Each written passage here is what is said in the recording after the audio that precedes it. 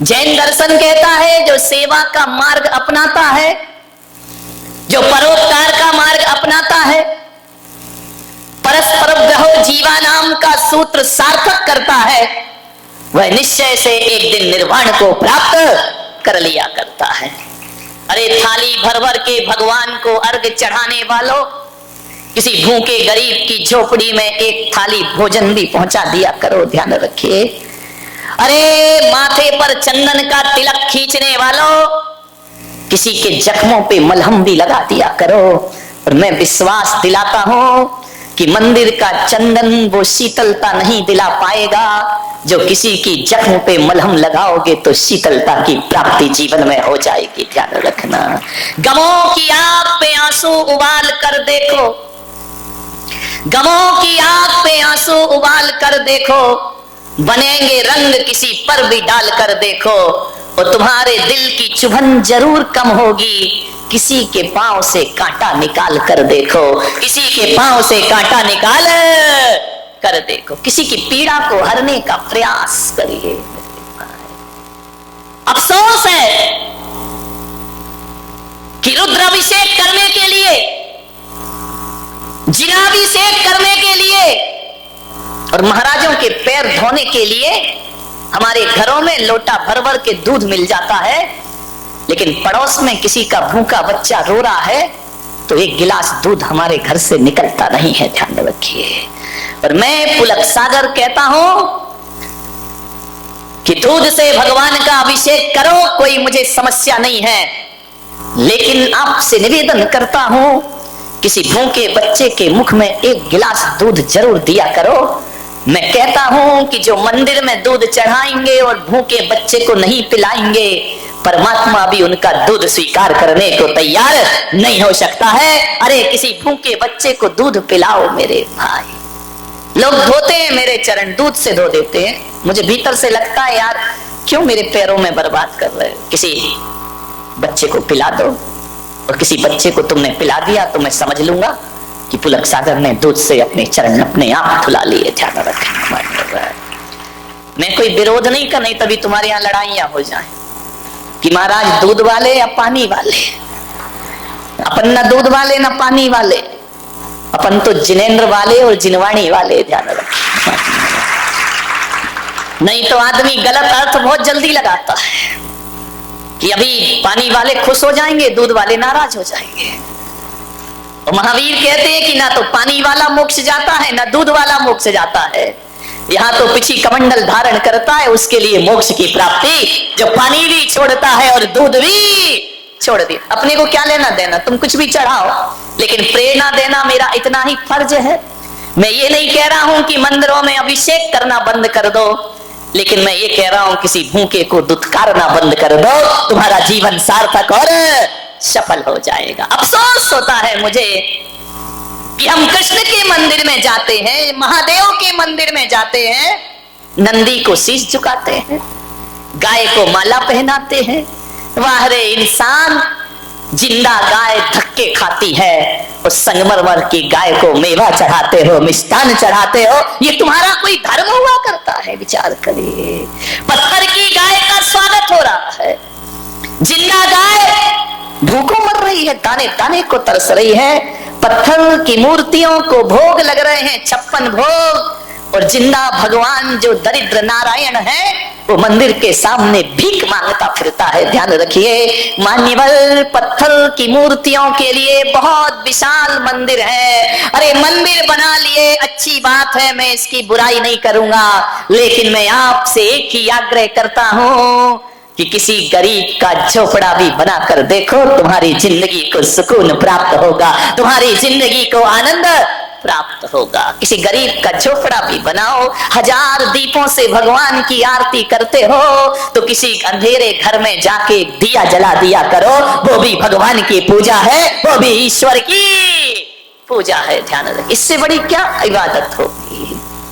इंसान के काम इंसान ना आए तो फिर तो ये दुनिया जीने के लायक ही ना रहेगी। मेरे भाई निवेदन है आपसे, अरे जिन्हें दुखी हैं, जो पीड़ित हैं,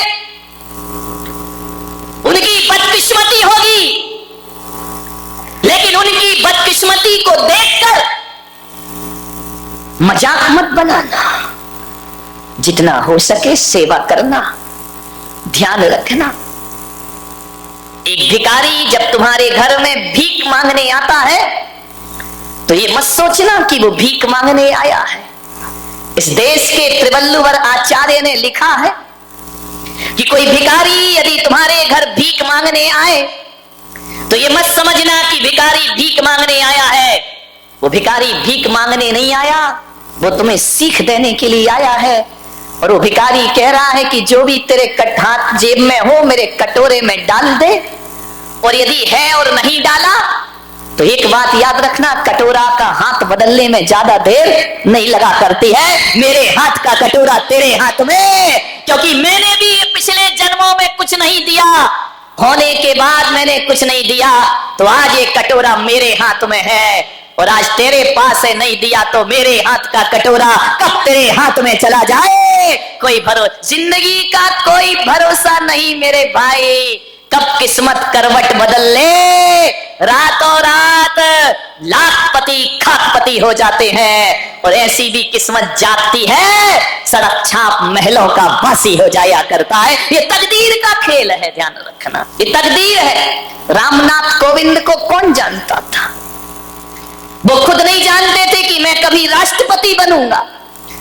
मिट्टी के घरों में पैदा हुए, कच्चे मकानों में, दलित परिवार में पैदा हुए, पढ़ाई का इंतजाम तक जिनके पास नहीं था। मेरे भाई, जब राष्ट्रपति का चुनाव का अवसर आया तो पूरा देश तो क्या, जितने भी दल हैं वो भी नहीं जानते थे कि रामनाथ कोविंद एक चमत्कार बनकर के नाम प्रकट हो। कितनी अटकलें चल रही थी। कोई बोला कि आडवाणी बनेंगे, कोई बोला सुमित्रा महाजन बनेगी, एक से एक अटकलें चली। लेकिन ध्यान रखना, ये मोदी ने कुछ नहीं किया है। जब किस्मत चमकती है ना तो छप्पड़ फाड़ कर प्राप्त हुआ करता है। ध्यान रखना है आपको, राष्ट्रपति बन गए।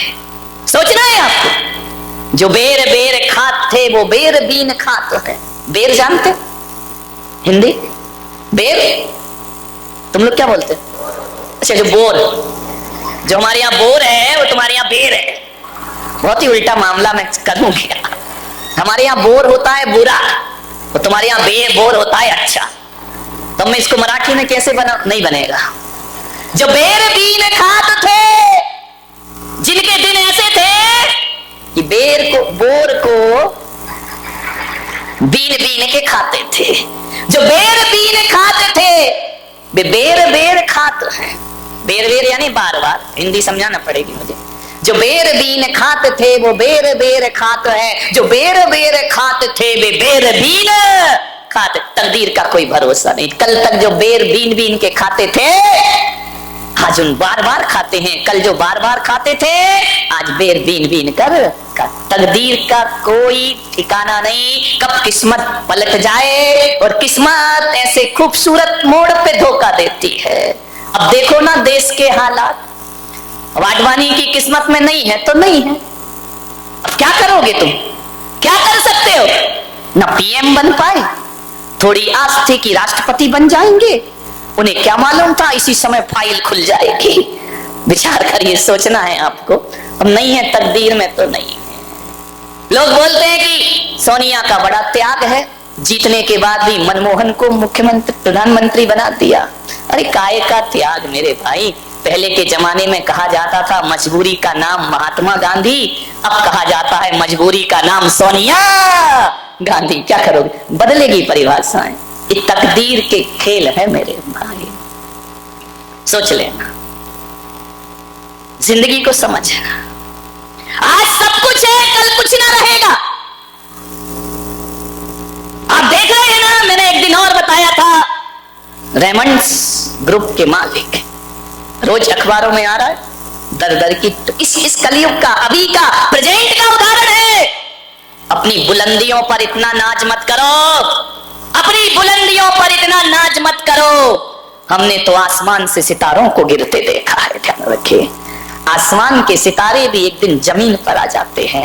ए माटी के पुतले ना इतरा के चल, तेरे जीवन का कोई भरोसा नहीं।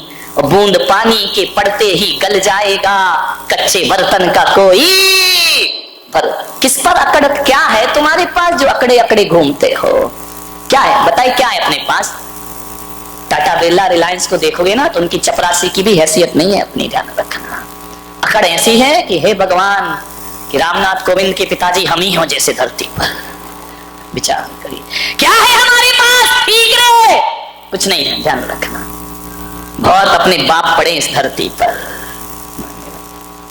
सेवा करो। मान्यवर, जीवन किसी का एक सा नहीं होता है। कभी सुख मिलता है, कभी दुख मिलता है, कभी धूप, कभी छांव। अंगूर की बेल में सभी अंगूर मीठे आए जरूरी तो नहीं है ना मेरे भाई। खट्टे भी आते हैं और मीठे भी आते हैं। गुलाब की हर डाल पर फूल ही फूल हो जरूरी नहीं है। कांटे भी होते हैं और फूल भी हुआ करते हैं। लेकिन कांटों को दुश्मन मत समझो, ये कांटे फूल की सुरक्षा है। दुख को बुरा मत समझो, ये दुख तुम्हारे सुख का स्वाद बढ़ा दिया करते हैं, ध्यान रखिए। आप सोचिए यदि जीवन में सुख ही सुख हो तो जीवन जीने लायक ना बचेगा। थोड़ी सुख भी होना चाहिए, थोड़ा दुख भी होना चाहिए। पिक्चर देखी ना तुमने कभी खुशी कभी, कितनी जल्दी याद आ गया। अभी मैं बोल देता कि किसी तीर्थंकर के नहीं मालूम मारा। विचार कर, जीवन में कभी खुशी मिलेगी कभी गम मिलेगा। एक साथ जीवन किसी का नहीं होता है, ध्यान रखना। उतार चढ़ाव जिंदगी में आएंगे। एक सा जीवन तो सूरज का नहीं होता आकाश में। सुबह का सूरज कुछ होता है, दोपहर का सूरज कुछ होता है और सांझ का सूरज कुछ और हो जाता। फिर हमारा जीवन एक सा क्यों रहेगा? संसार में आज तक ऐसा कोई प्राणी पैदा नहीं हुआ होगा जिसके जीवन में सुखी सुखों कभी दुख ना आया हो, और ऐसा भी कोई पापी पैदा नहीं हुआ होगा कि जिसके जीवन में दुखी दुखों कभी सुख ना आए हो। ध्यान रखना, राम महापुरुषों के जीवन में भी दुख आते हैं, उनके जीवन में भी सुख आते हैं, ध्यान रखना। राम कहां पैदा हुए? राजा के घर में। सीता कहां पैदा हुई? राजा जनक के घर में, मिथिला में राजकुमारी बनकर पैदा हुई और वनवासी बनकर जिंदगी गुजार दी उसने। मान्यवर, आप सोचिए, महिलाओं से मेरा निवेदन है कि सीता के विवाह के बाद उस बेटी को क्या सुख मिला है? विचार करो।